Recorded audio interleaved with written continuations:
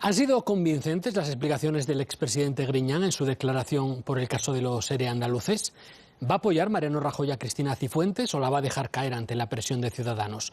¿Ha cometido un delito de terrorismo la detenida de los autollamados comités de defensa de la República? ¿Podrá ser juzgado Puigdemont por rebelión?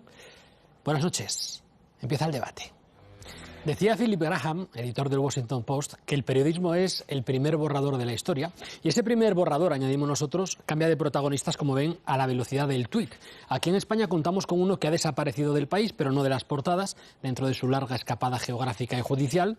Otra protagonista ya por segunda semana está situada al borde del precipicio, esperando si su líder le pide que salte al vacío por un máster que le ha especializado en disgustos, y otros dos protagonistas, expresidentes andaluces, que vuelven a la portada del primer borrador de la historia, sentados ahora en el banquillo de los acusados. Todos estos asuntos analizamos en este espacio de servicio público con Carlos Rojas, portavoz adjunto del Grupo Popular en el Congreso de los Diputados, con José Manuel Rodríguez Uribes, miembro de la ejecutiva del Partido Socialista, con Luis Salvador, diputado de Ciudadanos en la Cámara Baja, con Gloria Elizo, diputada de Unidos Podemos y vicepresidenta cuarta del Congreso, con Teresa Jordà, diputada de Esquerra Republicana en el Congreso de los Diputados, pero el primer protagonista de este miércoles es José Antonio Griñán, consejero de Economía y Hacienda primero y presidente de la Junta de Andalucía después, en la década en la que se produjo el caso de los ERE.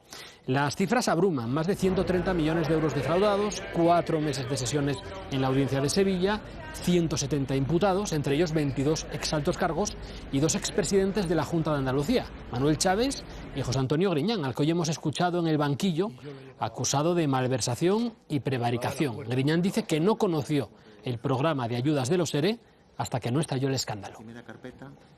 Primera pregunta de respuesta breve, telegráfica. ¿Os ha convencido la explicación de José Antonio Griñán? Luis, ¿te ha convencido, Griñán? Sinceramente creo que miente, como demostraré en la posterior intervención, y sí quisiera resaltar que precisamente tanto Griñán como el expresidente también, Manolo Chaves, están sentados en el banquillo y no están sentados en el sillón del Parlamento o en el sillón del Congreso de los Diputados, porque fue la primera condición que pusimos para que abandonaran sus escaños, algo que no era absolutamente habitual, o también por lo que estamos defendiendo, el fin de los aforamientos, etcétera. Pero yo creo que ha mentido, como repito, demostraré a continuación.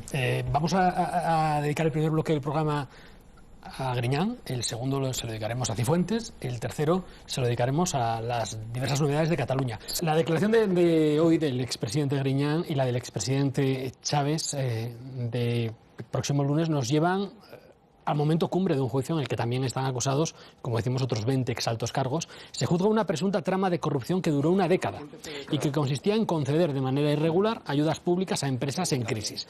El dinero público que repartió esa presunta trama es de más de 700 millones de euros, según la Fiscalía Anticorrupción. Más de 6.000 trabajadores recibieron ayudas de ese fondo creado en 2001, cuando Chávez era presidente, y entre los receptores figuran al menos 126 intrusos, empresas y consultores que percibieron ilegalmente algo más de 130 millones de euros.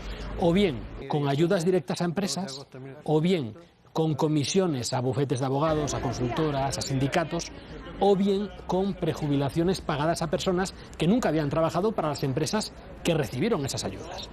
Bueno, los expresidentes andaluces, Chaves y Griñán, que también fueron presidentes del PSOE, se enfrentan a penas de inhabilitación, como decíamos, de 10 y 30 años respectivamente, 10 Chaves, 30 Griñán, pero es que a Griñán también se enfrenta a 6 años de cárcel.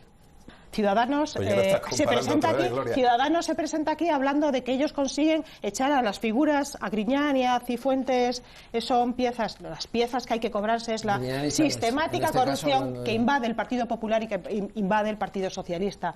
Si seguimos con el PP de Madrid, si seguimos con el PSOE de Andalucía, estamos manteniendo la estructura. ¿Alguien se cree que Griñán durante 10 años, y Chávez, pueden mantener una estructura de corrupción con los fondos sociolaborales si no tienen la connivencia de todo el Partido Socialista de Andalucía? ¿Alguien puede pensar que la corrupción del PP de Madrid o a nivel nacional se sostiene en personas y no en una estructura de partido que afecta gravemente a la estructura de corrupción de este país? Y que Ciudadanos es el regenerador. Por favor, mantienes al PP en Madrid y mantienes al PSOE en Andalucía. Luis, me da que por alusiones vas a querer hablar. Sí, pero también me da que no voy a responder a ninguna de las alusiones porque entonces vamos a perder el foco. Y hay tiempo para hablar precisamente ahora de los ERES, que hay que hablar de los ERES, hay que hablar de Cifuentes, y luego podemos hablar en cada uno de Cataluña y no mezclarlo, porque entonces lo que hacemos es hurtar todos los debates. No, luego hablamos de todo eso, pero voy a hablar y voy a dar explicaciones que yo creo que además vienen bien a este asunto. En primer lugar, cuando se aprueba todo el tema de los ERE, se aprueba en sede parlamentaria, se aprueba en el Parlamento y todos los grupos lo aprueban. Lo que están aprobando es darle una licencia al gobierno andaluz de gastar fondos opacos desde la buena voluntad que los va a gastar bien. Luego, como se ha comprobado ahora con los datos que se están dando, se han perdido 130 y tantos millones en el camino, hay cientos no sé cuántos intrusos y ya los datos de imputados, etcétera, tal, y lo que afecta, todo lo que ha sido después, una trama organizada. Lo digo esto también como reflexión a futuro. El conceder fondos opacos a gobiernos que luego después pueden hacer cosas como las que están haciendo en este momento. Yo he dicho antes que me da la sensación de que Griñán miente y hay una prueba muy clara, ¿no? O sea, cuando él era consejero, porque hoy ha hecho también una declaración intentando echarle la culpa a otra consejería, diciendo que él era consejero de Hacienda, pero que eso tenía que ver con la Consejería de Empleo y que él no se enteraba. Cuando él era consejero de Hacienda y tenía una viceconsejera, que era la señora Aguayo, a la señora Aguayo, el interventor del Parlamento, le llevó un informe diciendo el uso que se estaba haciendo de los ERE, que era fraudulento y que no era acorde a la ley y que podía dar lugar a todo esto. Eso después puede pasar desapercibido, porque la señora Aguayo dijo que ella no se lo contó nunca a Griñán, que no se lo dijo. O sea, una viceconsejera recibe esa información de los letrados, o sea, y no se lo cuenta al consejero, pero curiosamente después, el consejero pasa a ser presidente de la Junta y la viceconsejera pasa a ser consejera de Economía. Por tanto, entonces, el que quiera que se lo crea. Por tanto, lo que yo creo que en este momento se está juzgando, repito, es reflexión 1. No se puede dar dinero a fondo perdido, fondos opacos, con la excusa de que vamos a favorecer a no sé quién. Tiene que haber un control y tiene que haber un seguimiento de esos fondos absolutamente exhaustivo, y el uso de que se ha hecho lo estamos viendo en este momento. Pero es que en escena entra también el gran partido que tiene que regenerar la política española, que luego hablaremos con el caso de Cifuentes, porque creo que es el partido más cínico, creo que es el partido más cínico del que está sentado en esta mesa. Creo que es el partido más cínico del que está sentado en esta mesa. Que se vayan Chávez y Griñán, el único que está haciendo algo, porque vosotros ¿qué estáis haciendo contra la corrupción? Me estás hablando de un partido que es Esquerra Republicana con 87 años de historia, que no tiene ni un caso de corrupción, Luis. Ni te atrevas en esta mesa a señalarme a mí hablando de corrupción.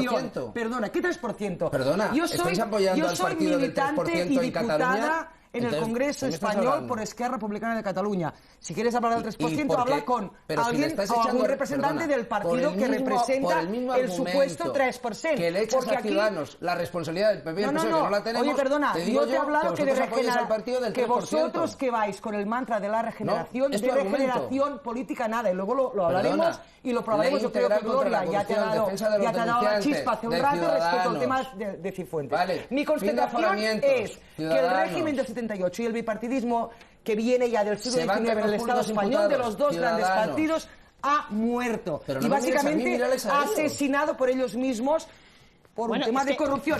Y vosotros lo único que queréis, lo único que buscáis no es regenerar España, para nada. Es coger las sillas del Partido Popular y del PSOE. Si algo no hemos cogido, perdona, en todos los acuerdos de gobiernos no hemos cogido una sola silla. No coger un gobierno y dejarlo en manos de los que... Ha dicho que hemos cogido las sillas, no hemos cogido una sola silla. Vamos, seguiremos hablando de este caso de los ERE porque todavía tiene que declarar el otro expresidente, Manuel Chávez, el otro expresidente imputado. La otra protagonista de la semana se llama Cristina Cifuentes.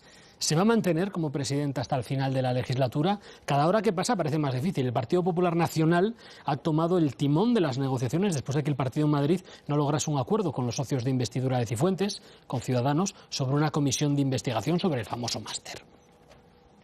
Exigimos desde hoy la dimisión formal de la señora Cifuentes como presidenta de la Comunidad de Madrid y le pedimos al Partido Popular que presente una candidatura alternativa para dirigir el gobierno de la Comunidad de Madrid de forma interina hasta las elecciones del año 2019. El Partido Popular ve esto como parte de una estrategia de Ciudadanos para mantener el trasvase de votos de uno a otro partido, comenzando por elecciones autonómicas andaluzas, por esas elecciones que podrían celebrarse en otoño, como decía Navel.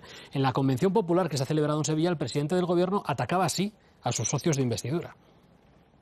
El alcalde del pueblo más humilde de la Sierra de Grazalema tiene más experiencia de gobierno, de ajustarse a un presupuesto, de mirar por el bien común, que esos inexpertos lenguaraces que tantos consejos regalan. Inexperto lenguaraz, sois socios convertidos en enemigos íntimos. Bueno, primero es que nosotros no somos socios. Lo que garantizamos es intentar dar estabilidad precisamente no solamente a este país, sino también a la Comunidad de Madrid o Andalucía, permitiendo que haya un gobierno y poniendo una serie de condiciones y siendo inflexibles con el tema de los imputados. No es que Cristina Cifuentes en este momento estemos pidiendo que se vaya.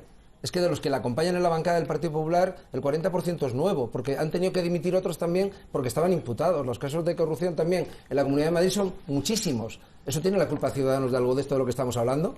En este momento, o sea, Ciudadanos tiene la culpa de que la presidenta de la Comunidad de Madrid haya puesto que tiene un máster y diga que tiene un máster y que no encuentra el trabajo, todo lo que estamos viendo, el espectáculo que se está dando en este momento, o es un problema del Partido Popular que tendría que exigir a su dirigente que se fuera? ¿Qué es lo que estamos diciendo exclusivamente? Que ponga el Partido Popular, porque quedan 8 meses de legislatura, un candidato interino, porque entendemos que es la lista más votada y a partir de ahí, ¿me entiendes?, arreglaremos este asunto. Pero Ciudadanos no es el que tiene los imputados, no es el que ha engañado, no es el que tiene la responsabilidad precisamente sobre soportar. Ciudadanos tiene a César Safra, que es portavoz adjunto y amigo mío, porque yo lo conozco y he estado en el contertulias, y dijo que era abogado cuando no lo era. Y le habéis pedido vosotros desde tu partido responsabilidad de que está en esa misma asamblea, no lo habéis hecho. Yo no quiero mezclar nada. Ni ha dicho que tiene nada. Podréis estar en contra de Cristina Cifuentes, todo lo que queráis, pero hombre, dejad que se investigue en la universidad y no digáis ya que se vaya, porque queda clara la postura del Partido Popular. Queda clara la cuestión de investigación e intentaste convertirla en un circo. Luis, queda clara la postura del Partido Popular, queda clara la postura de Ciudadanos. El PSOE y Podemos no aceptan la posibilidad de que Cifuentes pueda dar el testigo a otro miembro de su partido. Pedro Sánchez y Pablo Iglesias defienden una moción de censura hacia un gobierno interino. Yo creo que nuestra obligación ética es dar una respuesta a los ciudadanos en términos de moción de censura. Podemos nos apoya y yo creo que Ciudadanos, que nos dijo que venía a regenerar la democracia, pues tiene que dar según nos interesa, ¿queréis que ayudemos a regenerar o que no? Claro, es que lo dejáis lo peor de cada casa. Dejáis lo peor de cada casa ahí, bien puestecito. En Andalucía hay una presidenta nueva, no quiero perdona, acabas de oír decir a tu líder Pedro Sánchez que lo que quiere es cambiar la forma de hacer política en Madrid. ¿Qué tiene que ver eso con el máster de Cristina Cifuentes? Gloria. Bueno, lo que mantiene ahora mismo Ciudadanos, que ha despertado a la dimisión de Cifuentes ayer, es mantener a lo peor Partido Popular Podemos tiene de este 3 imputados país. En el ayuntamiento. Por favor, y el PSOE os apoya y vosotros no les exigís que se vayan. La polémica sobre ese máster que cursó Cristina Cifuentes amenaza con manchar el nombre de todos los que lo hicieron. Uno de ellos, unos años antes, fue un joven veinteañero llamado Pablo Casado. El hoy vicesecretario del Partido Popular ha tenido que salir a la palestra a explicar su caso. El caso del máster de Cifuentes ha puesto el foco en la Universidad Rey Juan Carlos. El presidente de la CRUE, el presidente de los rectores, asegura que si los datos que manejan se confirman, ese máster de la presidenta es una gravísima irregularidad y defiende la labor del rector de la Rey Juan Carlos y le anima a que levante las alfombras. En fin, nos quedan cuatro protagonistas más de la semana, los 4 catalanes. El presidente del Parlament, Roger Torrent, que ha vuelto a elegir candidato para una investidura a un político que la justicia no permite. El diputado encarcelado de Junts per Catalunya, Jordi Sánchez, es el segundo. Y este hombre, el expresidente Puigdemont, es el tercero. Ha salido en libertad con fianza de la cárcel alemana en la que se encontraba. La cuarta persona, el cuarto protagonista, es la integrante de los autodenominados Comités de Defensa de la República, que ha sido detenida en Viladecans y será interrogada dentro de unas horas en la Audiencia Nacional. Y aquí viene el debate. Ronda rápida. ¿Son comparables los sabotajes de los autodenominados Comités de Defensa de la República con la Kale Borroka? ¿Veis indicios de delito de terrorismo?